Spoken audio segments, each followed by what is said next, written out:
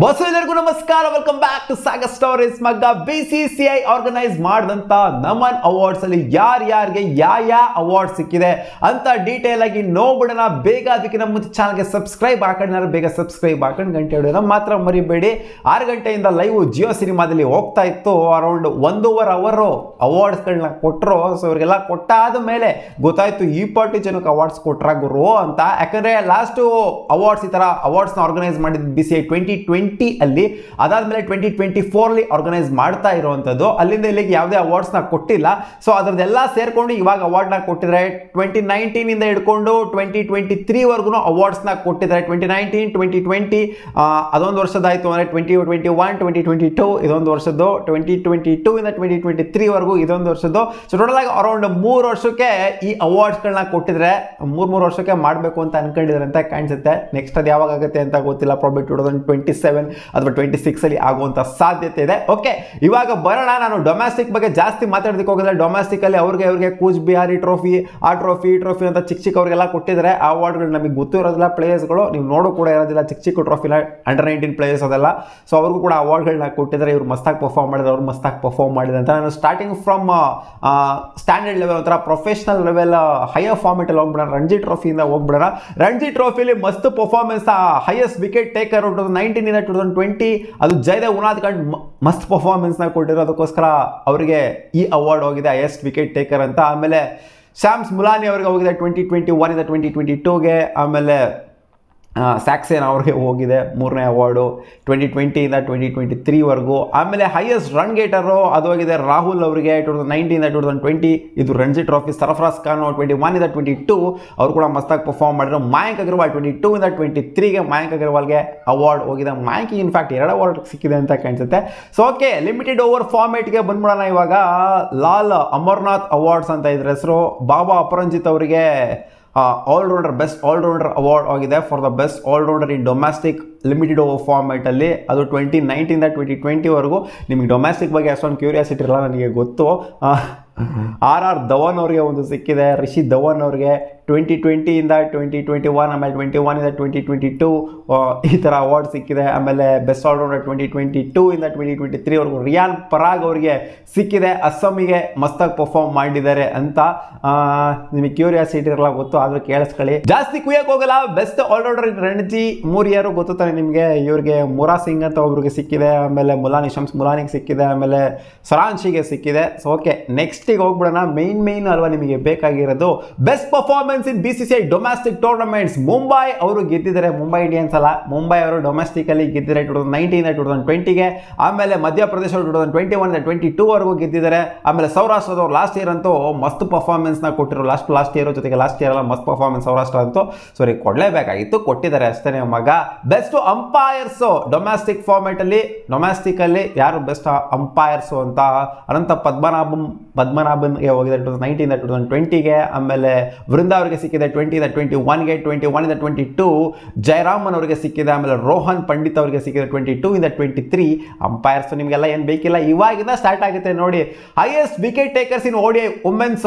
ಇದು ನಮಗೆ ಮಜಾ ಬರ್ತಾ ಇಲ್ಲ ಗುರು, ನಮಗೆ ಮೆನ್ಸ್ ಬೇಕು ಗುರು ಅಂತ ಹೇಳ್ತೀರಾ. ಪೂನಮ್ ಯಾದವ್ ಅವರಿಗೆ 2019 ಇಂದ 20 ವರೆಗೂ ಸಿಕ್ಕಿದೆ. ಆಮೇಲೆ ಜುಲಾನ್ ಗೋಸ್ವಾಮಿ 20 ಇಂದ 21ಗೆ ಸಿಕ್ತು. ಅಂದ್ರೆ ರಾಜೇಶ್ವರಿ ಗಾಯಕ್ವಾಡ್ ನಮ್ಮ ಕರ್ನಾಟಕ ಪ್ಲೇಯರ್ಗೆ 21 ಇಂದ 22ಗೆ ಸಿಕ್ಕಿದೆ. ಇದು ಇಂಟರ್ನ್ಯಾಷನಲ್ ಫಾರ್ಮೇಟು. ರಾಜೇಶ್ವರಿ ಗಾಯಕ್ವಾಡ್ ಸಿಕ್ಕಿದೆ. ಆಮೇಲೆ ದೇವಿಕಾ ವೈದ್ಯ ಅವ್ರಿಗೂ ಕೂಡ ಸಿಕ್ಕಿದೆ 22 ಇಂದ 23 ವರ್ಗೂ. ಆಮೇಲೆ ಹೈಯೆಸ್ಟ್ ರನ್ ಗೇಟರು ಪೂನಮ್ ಅವರಿಗೆ ಸಿಕ್ಕಿದೆ 2019 ಇಂದ 20 ವರೆಗೂ. 20 ಇಂದ 21 ವರೆಗೂ ಮಿತಾಲಿ ರಾಜ್ ಅವರಿಗೆ ಸಿಕ್ಕಿದೆ. ಹರ್ಮನ್ ಪ್ರೀತ್ ಅವ್ರಿಗೆ ಸಿಕ್ಕಿದೆ 21 ಇಂದ 22 ವರೆಗೂ. ಆಮೇಲೆ ಜೆಮಿಮಾ ರೋಡ್ರಿಕ್ಸ್ ಅವರಿಗೆ ಸಿಕ್ಕಿದೆ 22 ಇಂದ 23 ವರೆಗೂ. ಆಮೇಲೆ ನೆಕ್ಸ್ಟ್ ಅವಾರ್ಡ್ ಬಂದ್ಬಿಡೋಣ. ಇವಾಗ ಮೆನ್ಸ್ ಬಂತು. Highest wicket taker in India. ಅದೇನಕ್ಕೂ ಇದು ಒಂಥರ ಡಿಫ್ರೆಂಟ್ ಆಗಿ ಸೀರೀಸಿಗೆ ಮಾತ್ರ ಕೊಟ್ಟಿದ್ದಾರೆ. ಇದು ವರ್ಸಸ್ ವೆಸ್ಟ್ ಇಂಡೀಸ್ ಅಂತ ಮಾತ್ರ ಕೊಟ್ಟಿದ್ದಾರೆ. ಏನಕ್ಕೆ ಅಂತ ನಂಗೆ ಅರ್ಥ ಆಗ್ತಿಲ್ಲ. ದಿಲೀಪ್ ಸರ್ದೇಸಾಯಿ ಅವಾರ್ಡ್ ಅಂತಿದೆ ಯಾವುದೋ. ರವಿಚಂದ್ರನ್ ಅಶ್ವಿನ್ಗೆ ಈ ಅವಾರ್ಡ್ ಸಿಕ್ತು. ಯಾಕಂದ್ರೆ ಜಾಸ್ತಿ ವಿಕೆಟ್ನ ಇಂಡಿಯಾ ವರ್ಸಸ್ ವೆಸ್ಟ್ ಇಂಡೀಸ್ ಸೀರೀಸಲ್ಲಿ ಲಾಸ್ಟ್ ಸೀರೀಸಲ್ಲಿ ತೆಗೆದಿನ 22-23 ಸೀರೀಸಲ್ಲಿ ತೆಗೆದಿದ್ರಿಂದ, ಜೊತೆಗೆ ಯಶಸ್ವಿ ಜಾಯಸ್ವಾಲ್ ಕೂಡ ಮಸ್ತಾಗಿ ಪರ್ಫಾರ್ಮ್ ಮಾಡಿದ್ರು ಸೀರೀಸ್ಗಳಲ್ಲಿ. ಸೊ ಇನ್ಫ್ಯಾಕ್ಟ್ ಡೆಬ್ಯೂಲಿನ ಮಸ್ತಾಗಿ ಪರ್ಫಾರ್ಮ್ ಮಾಡಿದ್ರು. ಅದಕ್ಕೋಸ್ಕರ ಇವರಿಗೆ ಆ ಅವಾರ್ಡು ಸಿಕ್ಕಿದೆ ಇವರಿಬ್ರಿಗೂ.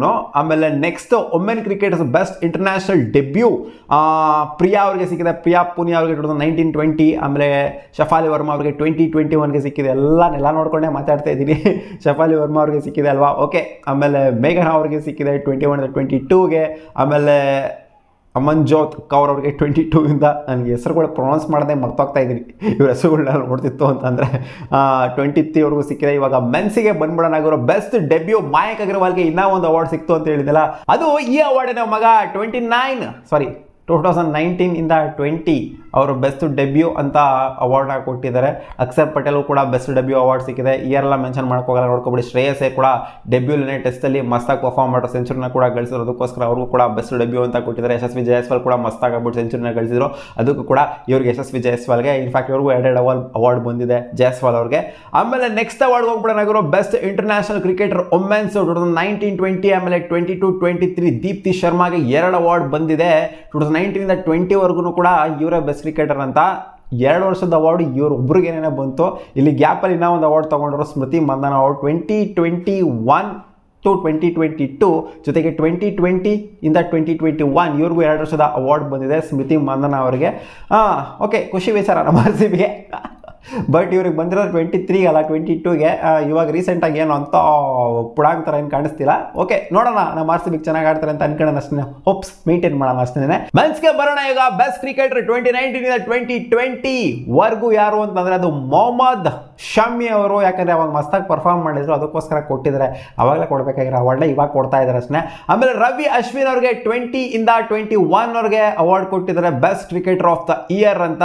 ಆಮೇಲೆ ಏನು ಗುರು, ವಿರಾಟ್ ಕೊಹ್ಲಿ, ರೋಹಿತ್ ಶರ್ಮಾ ಎಲ್ಲ ಯಾರು ಇಲ್ಲವೇ ಇಲ್ಲ, ಎಲ್ಲೂ ಕಾಣಿಸ್ತಾನೆ ಇಲ್ಲ ಅಂತ. ಕಂಪ್ಯಾರಿಟಿವ್ಲಿ ಅವ್ರಿಗಿಂತ ಇವ್ರು ಚೆನ್ನಾಗಿ ಪರ್ಫಾರ್ಮ್ ಮಾಡಿದ್ರೆ ಅಂತ BCCI ಕಡೆಗೆ ಬಿದ್ದಿದೆ, ಅದಕ್ಕೋಸ್ಕರ ಇವರಿಗೆ ಅವಾರ್ಡ್ನ ಕೊಟ್ಟಿದ್ದಾರೆ. ಬುಮ್ರಾ ಅವ್ರಿಗೆ 21 ಇಂದ 22 ವರ್ಗೂ ಅವಾರ್ಡ್ ಕೊಟ್ಟಿದ್ದಾರೆ best cricketer of the year ಅಂತ. ಶುಭ್ಮನ್ ಗಿಲ್ಲು ಲಾಸ್ಟ್ ಇಯರು ಮಸ್ತಾಗಿ ಪರ್ಫಾರ್ಮ್ ಮಾಡಿರೋ 22 ಇಂದ 23 ವರ್ಗೂ ಅರೌಂಡ್ 2,000ಕ್ಕಿಂತ ಜಾಸ್ತಿ ರನ್ಸ್ನ ಹೊಡೆದಿದ್ದಾರೆ, ಅರೌಂಡ್ 8 ಸೆಂಚುರಿನ ಕೂಡ ಹೊಡೆದಿದ್ದಾರೆ. ಅವ್ರಿಗೆ ಕೊಡಬೇಕು, ಡಿಸರ್ವಿಂಗ್ ಇದೆ ಶುಭ್ಮನ್ ಗಿಲ್ಲು. ಅದಕ್ಕೋಸ್ಕರ 22 ಇಂದ 23 ವರ್ಗೂ Shubman Gill cricketer of the year award ಅಂತ ಕೊಟ್ಟಿದ್ದಾರೆ. ಜೊತೆಗೆ ಲೈಫ್ ಟೈಮ್ ಅಚೀವ್ಮೆಂಟ್ ಅವಾರ್ಡ್ ಅಂತ ಲಾಸ್ಟ್ 2 ಅವಾರ್ಡ್ನ ಕೊಟ್ಟರು. ಅದನ್ನ ಫರೋಕ್ ಇಂಜಿನಿಯರ್ ಅವ್ರಿಗೆ ಕೊಟ್ಟರು, ವಿಕೆಟ್ ಕೀಪರ್ ಬ್ಯಾಟರ್ಗೆ, ಮಾಜಿ ಇಂಡಿಯನ್ ವಿಕೆಟ್ ಕೀಪರ್ ಬ್ಯಾಟರ್ಗೆ. ಅವರಂತೂ ಸಿಕ್ಕಾಪಟ್ಟೆ ದಿಲ್ಖುಷ್ ಆಗೋಗ್ಬಿಟ್ರು. ಜೊತೆಗೆ ರವಿ ಶಾಸ್ತ್ರಿ ಅವ್ರಿಗೂ ಕೂಡ ಲೈಫ್ ಟೈಮ್ ಅಚೀವ್ಮೆಂಟ್ ಅವಾರ್ಡ್. 40 ವರ್ಷ ಕ್ರಿಕೆಟಲ್ಲಿ ಒಂಥರ ಜೀವನನೇ ತೆಗೆದು ಬಿಟ್ಟಿದ್ದಾರೆ ಅವರು. ಹೌದು, ಇಂಟರ್ನ್ಯಾಷನಲ್ ಕ್ರಿಕೆಟು 30 ವರ್ಷಕ್ಕೆ ರಿಟೈರ್ ಆಗಿರ್ಬೋದು, ಬಟ್ ಆದರೆ ಇನ್ನೂ ಒಂದು 20 ವರ್ಷ ಎಕ್ಸ್ಟ್ರಾ ಆಗಿದ್ದಿಲ್ಲ ಅವ್ರ ಕ್ರಿಕೆಟಲ್ಲಿ ಅವರ ಜರ್ನಿ. ಸೊ ಇದಕ್ಕಂತೂ ಕ್ರೆಡಿಟ್ ಕೊಡಲೇಬೇಕು. ಅದಕ್ಕೂ ಎಲ್ಲದಕ್ಕೂ ಸೇರಿಸ್ಬಿಟ್ಟು Ravi Shastri lifetime achievement award for BCCI ಅಂತ ಇವ್ರಿಗೂ ಕೂಡ ಅವಾರ್ಡ್ ಕೊಟ್ಟಿದ್ದಾರೆ ಫರೋಕ್ ಇಂಜಿನಿಯರ್ ಅವರ ಜೊತೆಗೆ. ಸೊ ಇದಿಷ್ಟು ಆಗಿತ್ತು ಮಗ ಅವಾರ್ಡ್ಸ್ಗಳು. ಇನ್ನೂ ಹೇಳಿದಲ್ಲ, ಇನ್ನೂ ಸ್ವಲ್ಪ ಅವಾರ್ಡ್ಸ್ಗಳು ಡೊಮೆಸ್ಟಿಕಲ್ಲಿ ಅಂಡರ್ 19 ಅವರಿಗೆ ಸ್ವಲ್ಪ ಅವಾರ್ಡ್ಸ್ಗಳ ಕೊಟ್ಟಿದ್ದಾರೆ ಅಂತ ನಾನು ಹೇಳೋದಕ್ಕೂ, ನೀವು ವಿಡಿಯೋ ಸ್ಕಿಪ್ ಮಾಡೋದಕ್ಕೂ ಅಂತ ಅಂದ್ಬಿಟ್ಟು ನಾನು ಅವ್ರ ಬಗ್ಗೆ ಎಲ್ಲ ಹೇಳೋದಕ್ಕೆ ಹೋಗಲಿಲ್ಲ. ಅದೇ ಒಂದು 4 ಶೀಟ್ ಅವ್ರದ್ದು ಕೂಡ ಇದೆ, ಕೋಚ್ BRE ಟ್ರೋಫಿ, ಆಮೇಲೆ ಆ ಟ್ರೋಫಿ ಈ ಟ್ರೋಫಿ ಅಂತ ಎಲ್ಲ. ಅವೆಲ್ಲ ನಿಮ್ಗೆ ಅಗತ್ಯತೆನೇ ಇಲ್ಲ, ಬೇಡ ಅಂತ ಅನ್ಕೊಂಡಿದ್ದೀನಿ. ಓಕೆ, ಸೊ ಮೇನ್ ಎಲ್ಲ ಹೇಳ್ಬೇಕಾಗಿದ್ದೆಲ್ಲ ಹೇಳಿದ್ದೀನಿ. ಇವ್ರಿಗೆ ಈ ಅವಾರ್ಡು ಸಿಕ್ಕಿದೆ ಮಗ. ಇಲ್ಲಿ ರೋಹಿತ್ ಶರ್ಮಾಗಾಗಲಿ, ವಿರಾಟ್ ಕೊಹ್ಲಿಗಾಗಲಿ, KL ರಾಹುಲ್ಗಾಗಲಿ ಅವರೆಲ್ಲ ಬಂದಿದ್ರು.